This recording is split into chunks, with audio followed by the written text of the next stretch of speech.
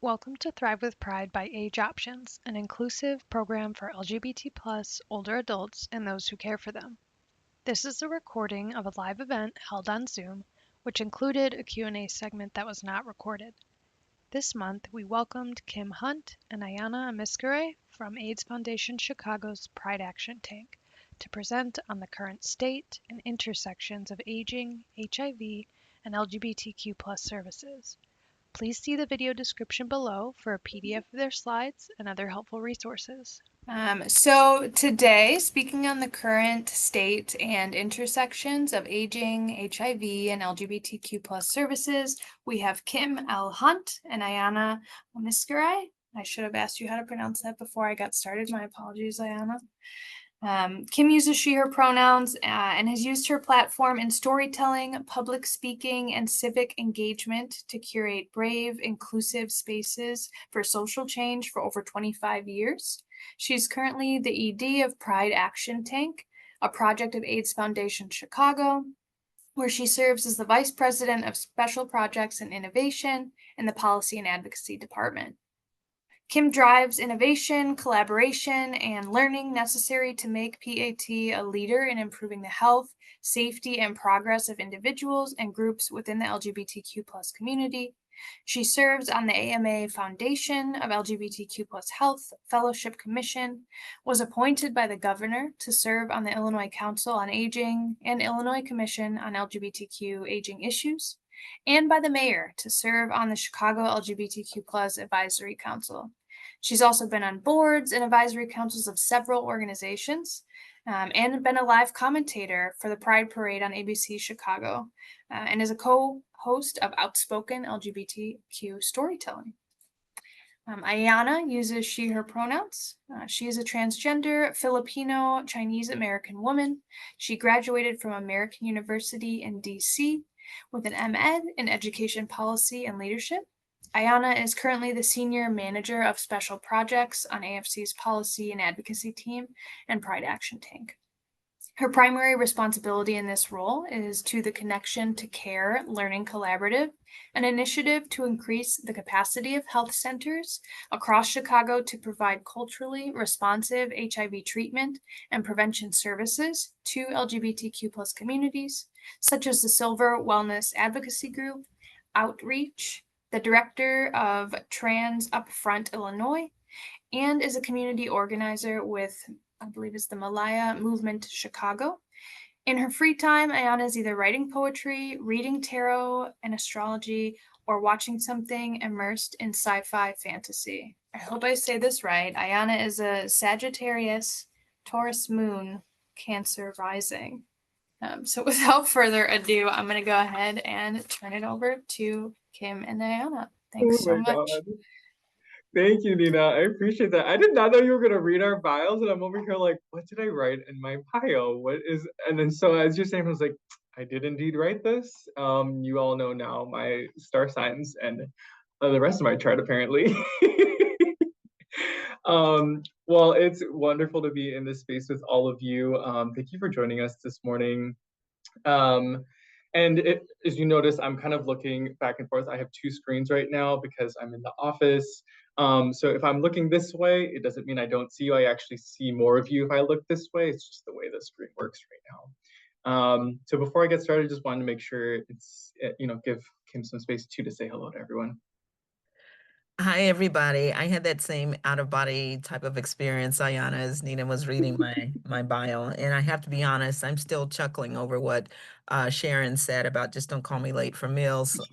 So I'm going to pull myself together so we can do this presentation. Same here. I really love that, Sharon. So thank you for sharing that.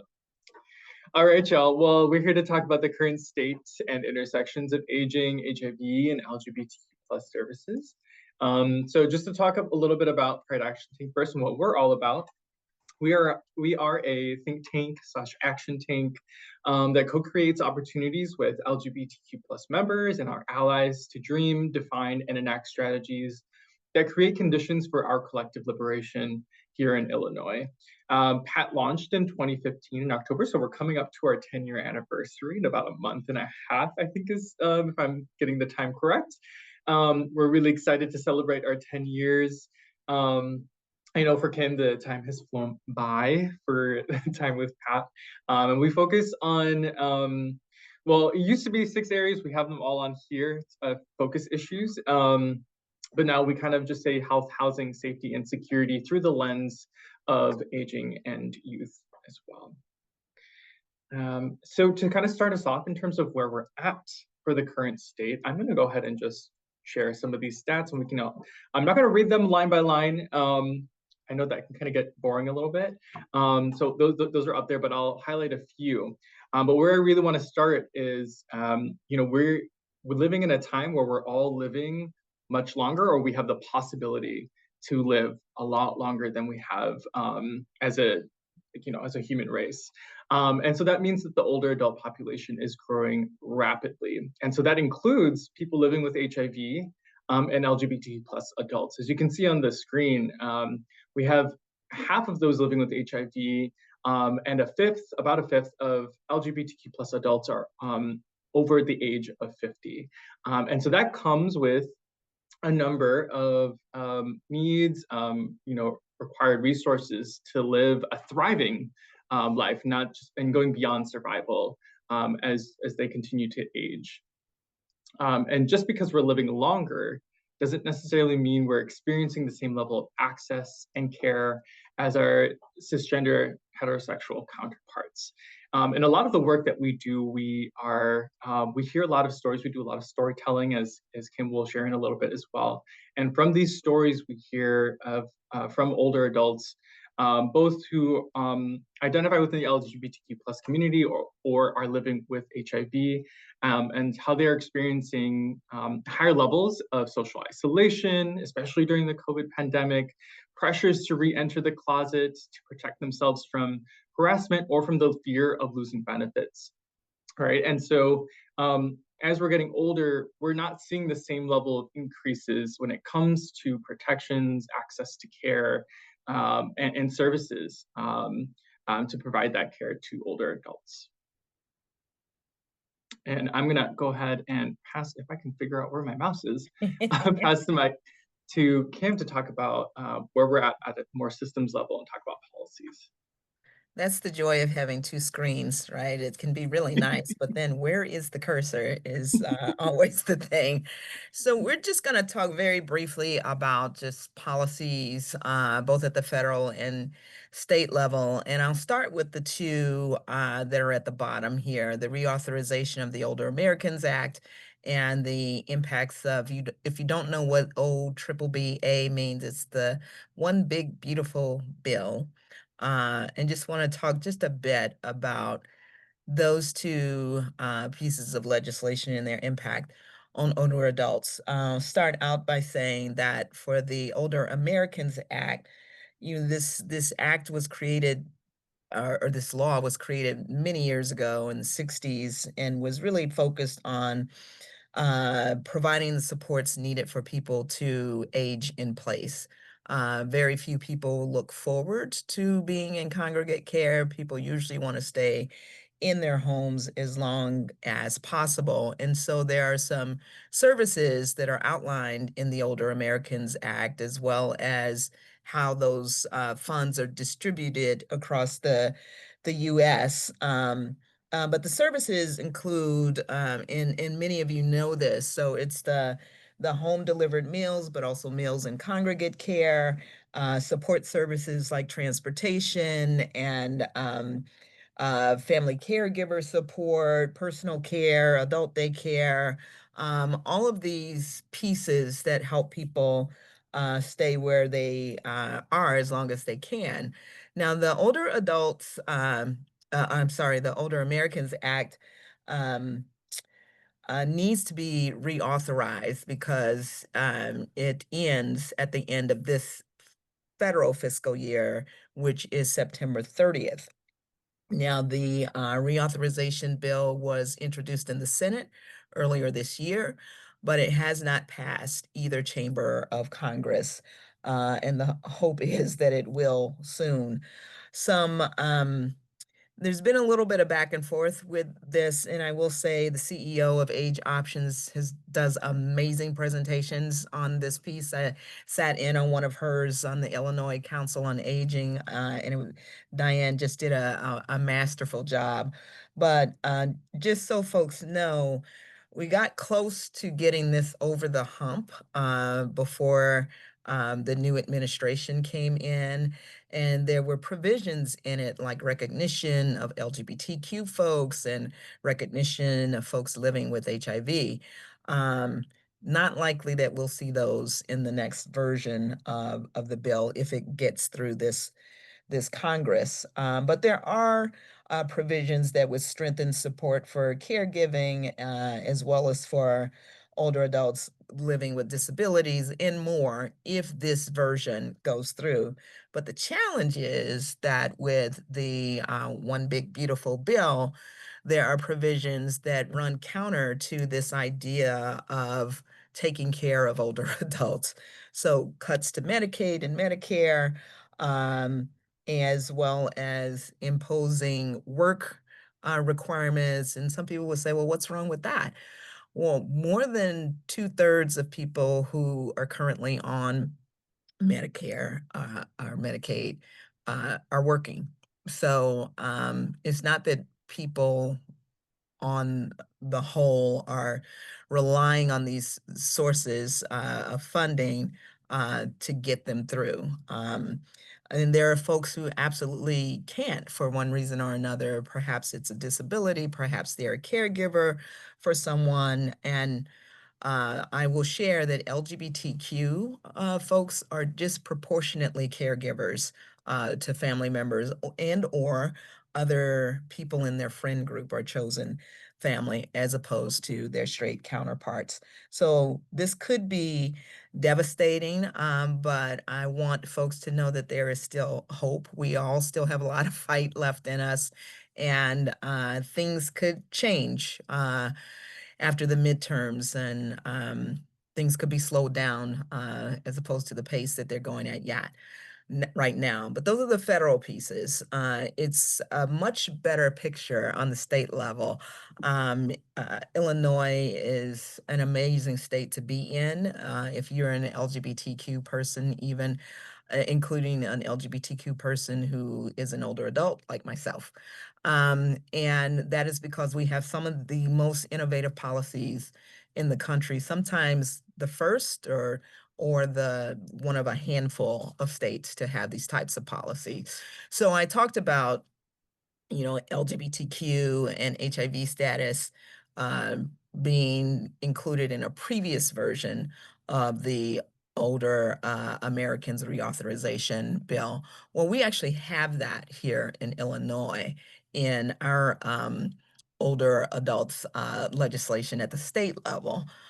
So that means that there are when you're seen, you can have programming built around your needs. And so that's something that's been going on in Illinois for quite some time. We also had the Disrupting Disparities law that created an Illinois Commission on LGBTQ and HIV aging issues. Also created, and so that commission, I will say, is only the third in the country at the time, and the first brought about through legislative action at the state level. And there's also an LGBTQ liaison now in the Illinois Department of Health. I'm sorry, of Aging. I'm getting my institutions mixed up. And as far as we know, Illinois is the first to have that position. And then there is the requirement that folks who contract and entities that contract with the Department on Aging have LGBTQ cultural responsiveness training. And then there was the Inclusive Demographic Data Project, which was really the big push for it was during COVID. We weren't nationwide, didn't have an understanding of the impact of COVID on the LGBTQ communities across the country. And so, among other characteristics, Illinois now has sexual orientation, gender identity data collection requirements, along with race and ethnicity and primary language and a number of other characteristics. So those are just some of the pieces of legislation that are really amazing in Illinois and that unfortunately a lot of other states just don't have in terms of protections. Next slide. So I'll talk next about what has become the foundation of all the work that Pride Action Tank does regarding older adults. Our focus is LGBTQ populations. So we often, when we're going into a new issue area, we start with a convening of some sort. And in 2017, that was the Out-Aging Summit. And we actually put our committee together, the Out-Aging Committee, in 2016 to plan that summit. That committee still exists today with some of the same original members that includes older adults, researchers, service providers, and others who are really interested in moving the needle on issues related to aging in the LGBTQ community. So the goals of that summit were to create a platform that centered the voices and experiences of the LGBTQ older adults, and also to shed light on the many issues that older adults face, as well as gaps in services and resources and opportunities. We wanted to provide a diverse and inclusive forum for redefining aging and care. So the full name was Out-Aging Summit on our Possibilities. Ah. And then we wanted to develop an agenda for advocacy, resources, and inclusion with and for LGBTQ older adults. So I said this is the beginning of all of the work that we've done since. There were some takeaways that came out of that that we used to then implement some of the ideas that came out of that summit. And one of them was to develop this outreach program, and it's outreach advocating for safe and inclusive spaces for LGBTQ older adults. And that has turned into just, it has grown in ways we couldn't imagine. It includes storytelling training, and we've now had 4 cohorts of storytellers who are older adults who identify as LGBTQ and or are living with HIV. And that is a 6 module training. And we provide opportunities for folks to share their stories. So we have a storytelling showcase, but we also invite decision makers and elected officials and others to come to that showcase. We have a training that's kind of a Know Your Rights and an Advocacy 101 training for LGBTQ older adults. And at the end of the year, as kind of a capstone, we have a state legislative forum on LGBTQ and HIV aging issues. And then the third training is Networking for Change. And it is a training, a 90-minute training for folks who are working in the field or have an LGBTQ older adult in their lives. And it's all about them knowing the rights of older adults, as well as finding ways to make sure the folks in their care or concern continue to have agency for as long as they can. All right, next slide. So, well, as Kim was saying, the outreach program and out-aging in general has grown incredibly over the years. And so I'm happy to share that this work that you see on the screen now is also part of that. This was a program that we did a couple of years ago, actually, it's about a few years now. Time flies by. So it was called How I See Myself, How I Want to Be Seen. And the program was born out of the fact that when you looked at stock photos at the time, maybe even so still now, older adults, especially LGBT plus older adults, were not seen in the best light. Often joy was taken out of those pictures. Maybe there was more of a focus on frailty or challenges that they're facing. And so we wanted to kind of flip the script on that, or reframe. You know, you all might have been hearing some more of those campaigns around reframing aging. And I see a lot of this being in a very similar light, right? And so based on that, Kim was the one who really brought the idea. I was interning at the time. So it brings me back to my intern days. And I remember we had two photo shoots, one at community services and the other at the Center on Addison Senior Center. And they took place in October, and they were one of the most just incredible, super fun days.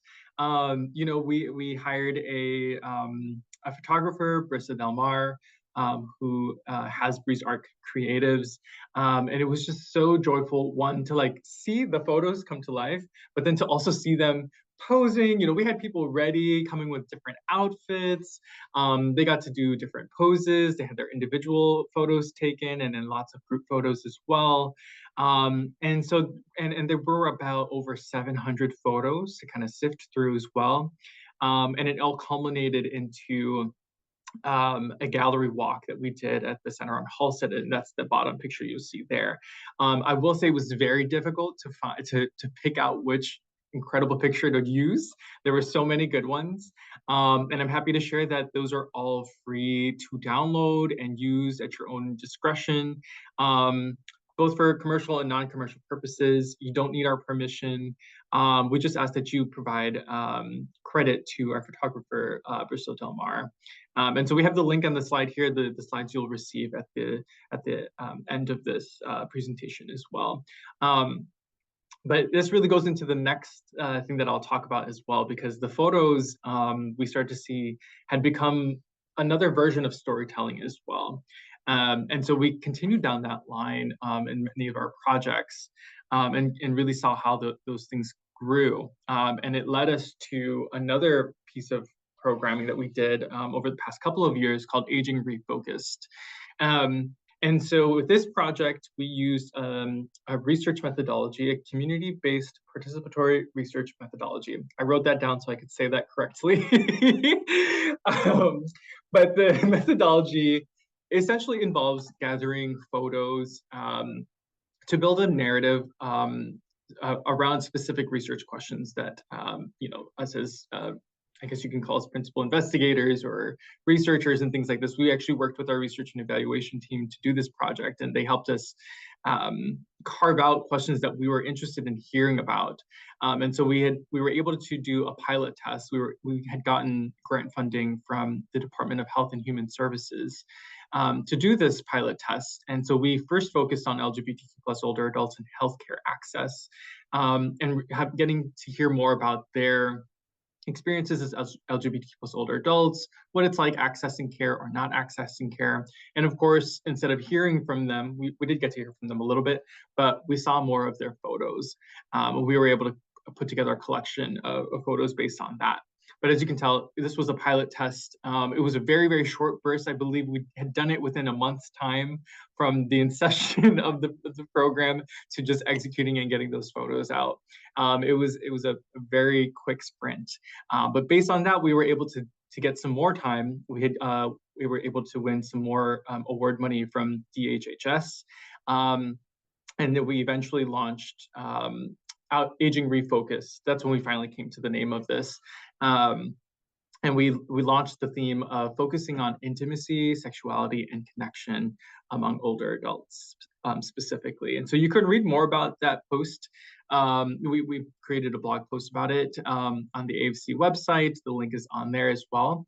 But it was, again, such a beautiful experience to be working with older adults, many who I would consider as elders, and seeing them take photos and just working with them. I was often either a subject of their photography or I was helping them take photos, which was also very fun. And it ended up being a little bit intergenerational in that aspect as well.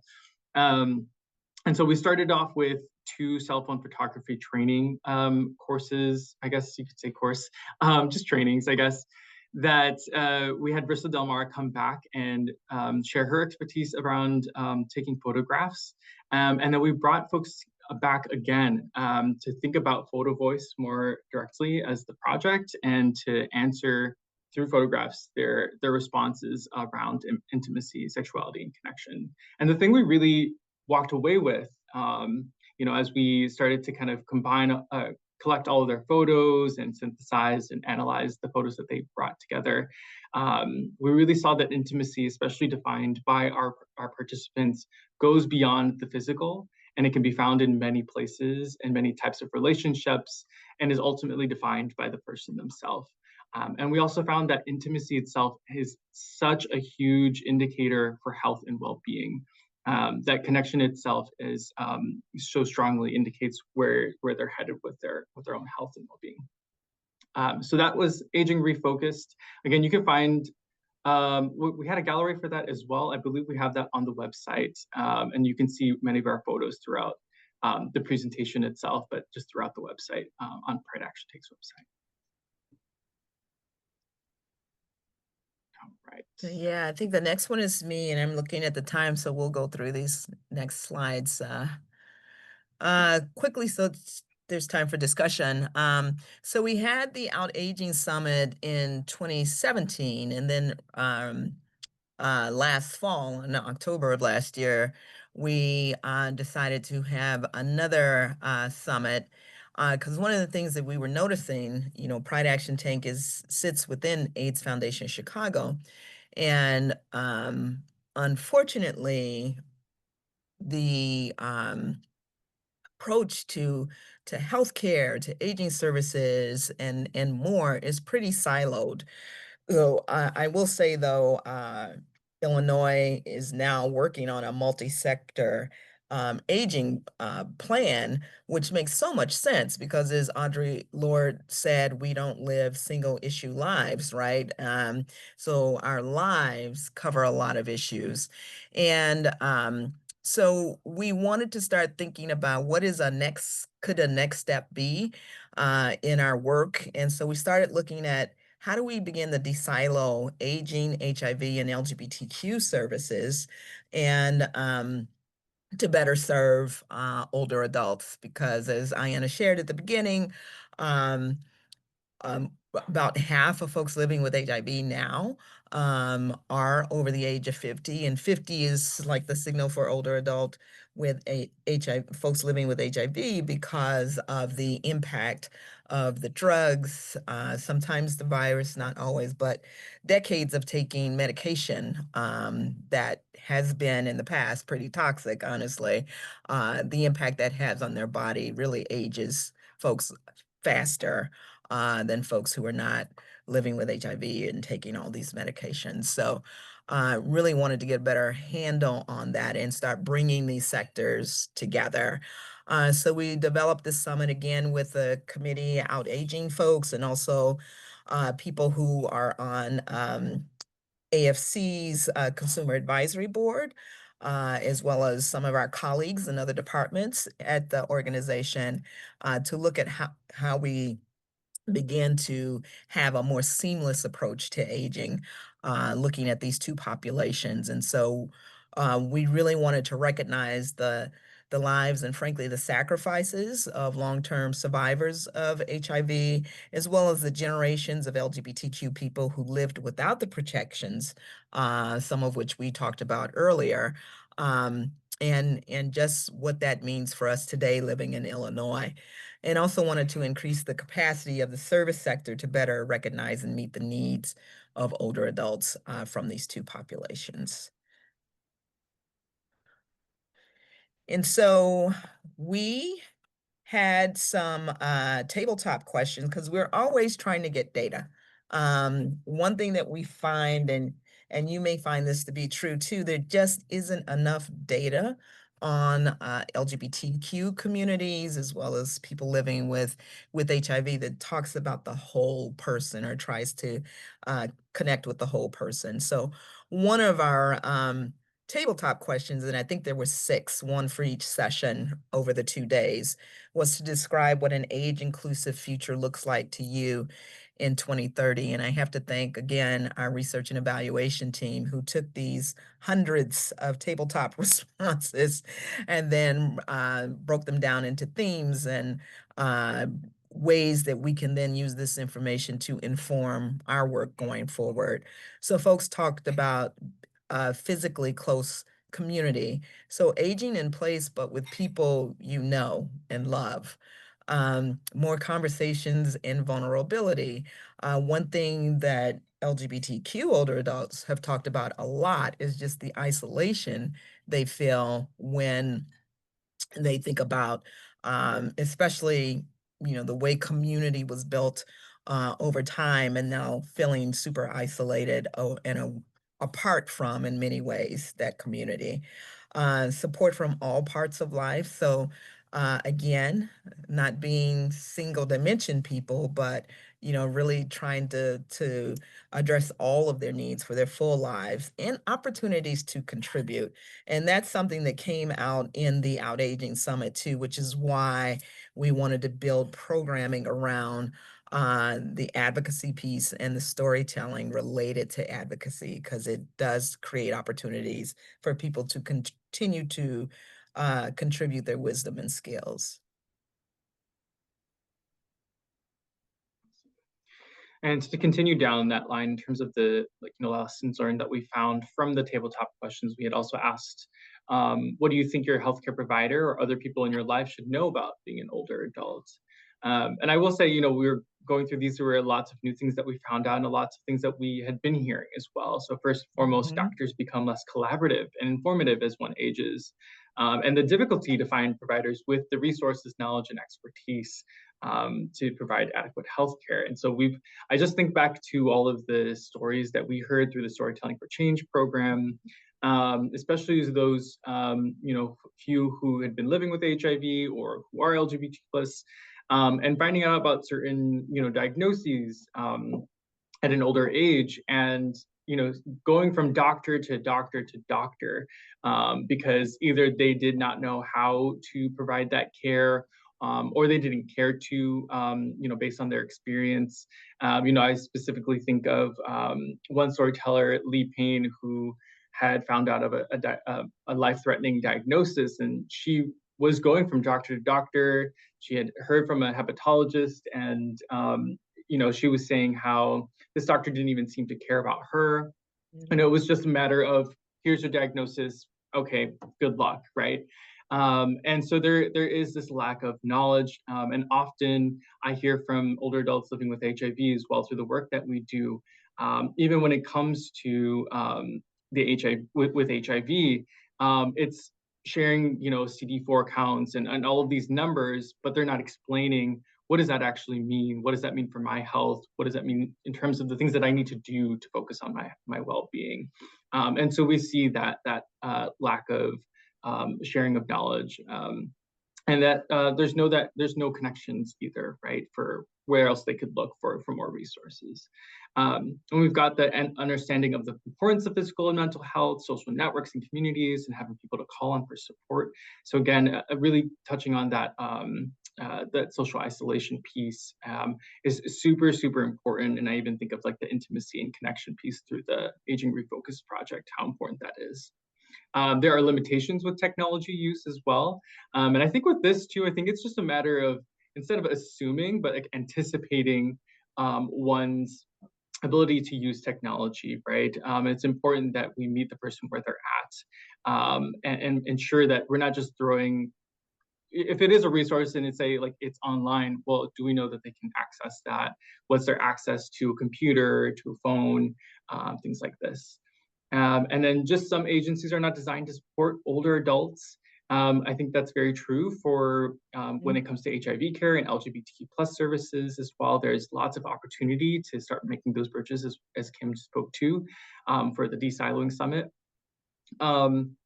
And clients want more time to be heard and for providers to understand aging from their perspective. And so when I was reflecting over these lessons learned, I think what I really took away was just compassion, right? There just needs to be more compassion in spaces that we would assume would be there, right? Especially in the healthcare space.